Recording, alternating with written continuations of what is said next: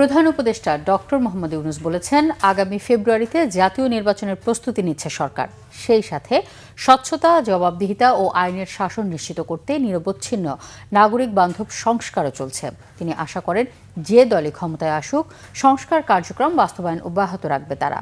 শুক্রবার রাতে জাতিসংঘের সাধারণ পরিষদের অধিবেশনে দেয়া ভাষণে প্রধান উপদেষ্টা আরও বলেন, গত 15 বছরে দুর্নীতির মাধ্যমে শত শত কোটি ডলার বিদেশে পাচার হয়েছে। যেসব দেশ ও প্রতিষ্ঠান পাচার করা সম্পদ গচ্ছিত রাখছে, তাদের অপরাধে শরিক না হয়ে মালিক ও করদাতাদের ফিরিয়ে দিতে আহ্বান জানান তিনি। একই সাথে পাচার রোধে কঠোর আন্তর্জাতিক আইনের পাশাপাশি এর প্রয়োগ নিশ্চিতে বিশ্ববাসীকে এগিয়ে আসার কথা বলেন। রোহিঙ্গা সংকটের কথা উল্লেখ করে ভাষণে তিনি বলেন, মিয়ানমারের চলমান সংঘাত শুধু আঞ্চলিক স্থিতিশীলতাকেই ঝুঁকিতে ফেলছে তা নয়, বরং প্রত্যাবাসনকেও কঠিন করে তুলছে। রোহিঙ্গা সংকটের স্থায়ী সমাধানে আগামী 30 সেপ্টেম্বর উচ্চ পর্যায়ের সম্মেলনে বিশ্ববাসীর সহযোগিতা আশা করেন। ভাষণে পূর্ব জেরুজালেমকে রাজধানী করে একটি স্বাধীন ফিলিস্তিন রাষ্ট্র প্রতিষ্ঠার মাধ্যমে দ্বিরাষ্ট্রভিত্তিক সমাধান এখনই বাস্তবায়ন করতে জোর দেন প্রধান উপদেষ্টা।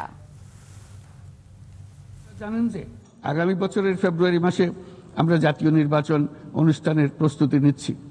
পাশাপাশি স্বচ্ছতা ও জবাবদিহিতা, আইনের শাসন নিশ্চিত করবার জন্য আমাদের নিরবচ্ছিন্নভাবে নাগরিক বান্ধব সংস্কার চালিয়ে যাচ্ছি।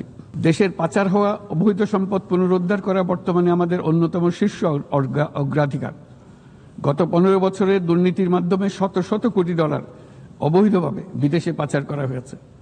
আমরা নিরলসভাবে এই সম্পদ ফেরত আনার চেষ্টা করছি। যেসব দেশ ও প্রতিষ্ঠান এই পাচারকৃত সম্পদ গচ্ছিত রাখবার সুযোগ দিচ্ছে, তাদের আমি আহ্বান জানাচ্ছি, তারা যেন এই অপরাধের সঙ্গে শরিক না হয়।